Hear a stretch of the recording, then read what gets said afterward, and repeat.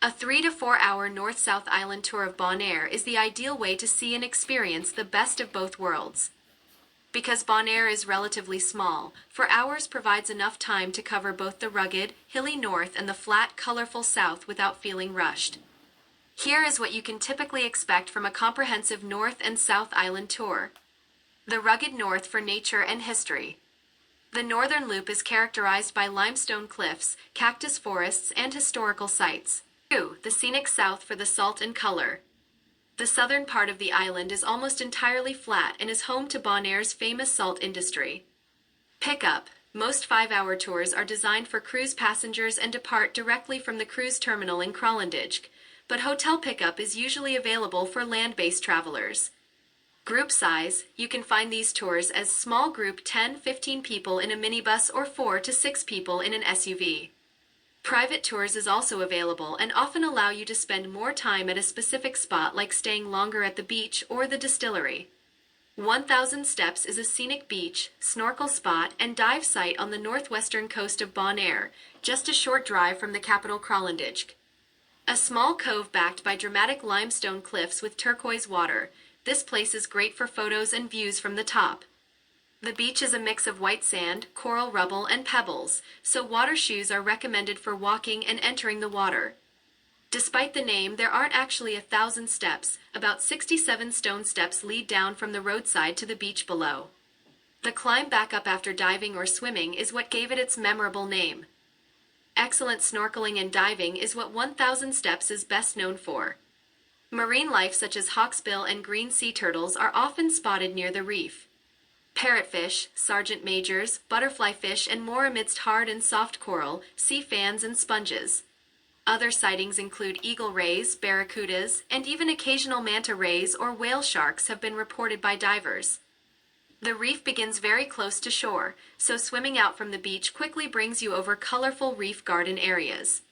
Visibility is usually excellent, often 10 to 30 meters, approximately 30 to 100 feet with little current. Its depth is suitable for snorkeling and all levels of shore diving. Goto Lake, a saltwater lagoon where you can often see wild pink flamingos. It's one of the best spots for birdwatching on the island. Goto Lake, also known as Gotamir or Salina Goto locally, is Bonaire's flamingo lagoon. It is a scenic saltwater lagoon located in the northwest part of the island, within Washington's Slagby National Park, which is a protected nature reserve.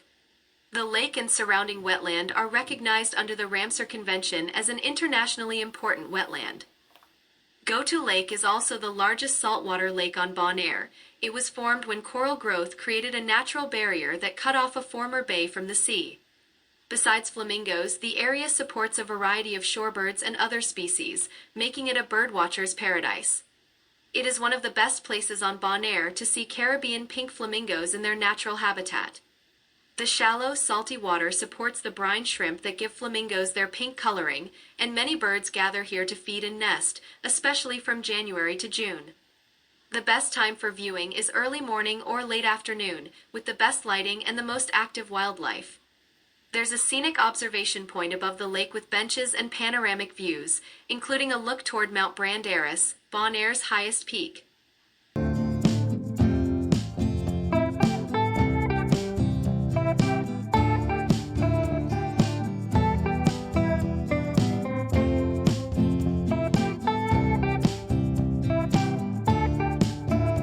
Rincon is the oldest village on Bonaire. It's often called the cultural heart or cradle of Bonaire's heritage. Rincon was founded by the Spanish in 1527, making it the oldest continuous settlement not only on Bonaire but in the former Netherlands Antilles and Aruba. Rincon is known for its strong sense of community, vibrant traditions, music, dance, and local customs. It's steeped in Papiamento-speaking culture and feels more laid-back and local than tourist-heavy Kralendijk. The village has colorful buildings, historic architecture, and serves as a gateway to northern attractions like Washington's Slagby National Park. Rincon offers a mix of history, nature, and unique experiences. Attractions and things to do in Rincon. Kadushi Distillery, famous for its cactus-based liqueurs. Many visitors stop for free tastings of unique flavors named after Caribbean islands, definitely a fun, local souvenir. Local eateries, try authentic Bonairean food at places like Posada Paramira or other small spots for Criollo or Creole cuisine. Other spots, historic churches, small museums for local artifacts and instruments, and scenic viewpoints from the surrounding hills. Many visitors pass through Rincon on a North Island tour, but it's worth spending time exploring the village itself, perhaps on a guided tour for deeper insights into its history and hidden gems. If you're planning a trip to Bonaire, Rincon gives an authentic glimpse into island life away from the dive resorts and beaches, highly recommended for anyone interested in culture and history.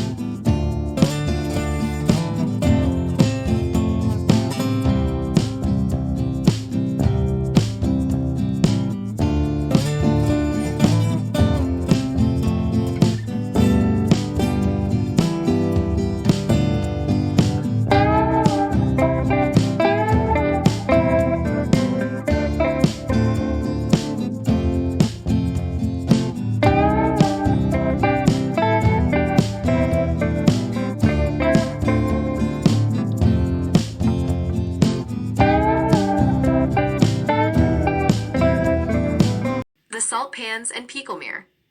The southern coast is home to vast salt pans where seawater is evaporated to produce salt, creating a landscape that looks almost otherworldly. Vibrant colors. The evaporation ponds change hue from turquoise to a deep, brilliant pink due to the presence of brine shrimp and algae. Salt pyramids. Massive, glistening white pyramids of harvested salt line the coast, serving as a major landmark for ships and a unique backdrop for photography. You will find 4-color obelisks, red, white, blue, and orange along the coast. These were historically used as navigational markers to signal to ships which grade of salt was being harvested at that specific location.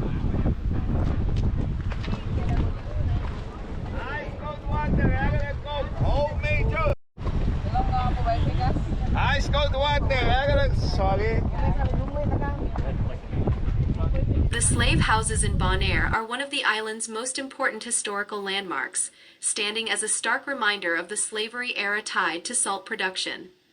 They are located along Bonaire's southern coast, beside the old salt pans, and are easily accessible by car to make a short roadside stop. Set against today's serene landscape, they remind visitors of the human suffering that supported the island's historic economy in the past. These houses are used specifically for enslaved male laborers who worked harvesting salt. The white color reflects sunlight, slightly making the heat inside more tolerable. Extremely cramped interiors, often 6 men per hut with no windows and minimal ventilation. It was either dirt or stone floors with no furniture. Workers slept on the ground after long, exhausting days in the salt flats. These slave houses are now protected monuments, preserved to educate visitors about the realities of forced labor. The Willemstoren Lighthouse is a historic landmark at the southern tip of Bonaire, known for its distinctive architecture and its role as the island's first navigational beacon. While the lighthouse itself is not open to the public for climbing or interior tours, it remains one of the most popular photography spots on the island due to its dramatic setting where the calm leeward waters meet the rough Atlantic surf. The lighthouse stands as a symbol of Bonaire's maritime heritage and its historical connection to the Netherlands. Built in 1837, it was named after King William I of the Netherlands and was inaugurated on his birthday, August 24, 1838. It features a striking white and red facade and stands approximately 22 meters or 71 feet tall. Though historic, it is still an active navigational aid. It was renovated in 2011 and now operates on solar power with satellite controls. The ruins of the former lighthouse keeper's house still stand next to the tower, offering a somber look at the isolated life once led by those who maintained the light.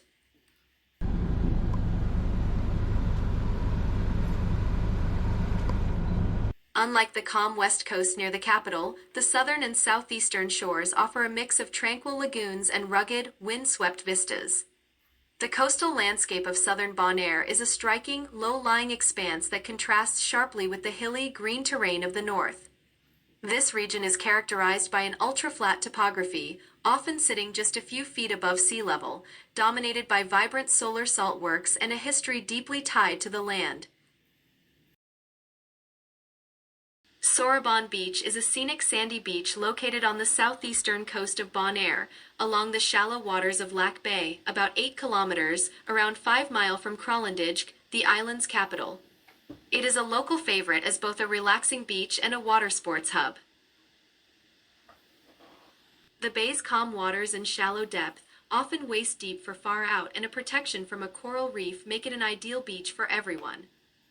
Lac Bay's reef shelter keeps the waves calm, great for families, beginners, and leisurely swimming. Its calm water and gentle sea life make snorkeling and stand-up paddleboarding an enjoyable activity here. Kayak rentals and guided tours of the nearby mangrove forests, rich in birds and sea life, are very popular too. The beach also has lanai, which are shaded picnic spots, lounge areas, and casual beachfront bars and restaurants nearby. Sorobon Beach is the last stop of our shore excursion. The tour guide has an option for guests to stay here and enjoy the beach for the afternoon if they decide not to return to the cruise port after the island tour. It is quite easy to get a taxi back to the port for $5 if you wish to hang around this beautiful beach. Hope you enjoy the shore excursion video of Bonaire, and thank you for watching.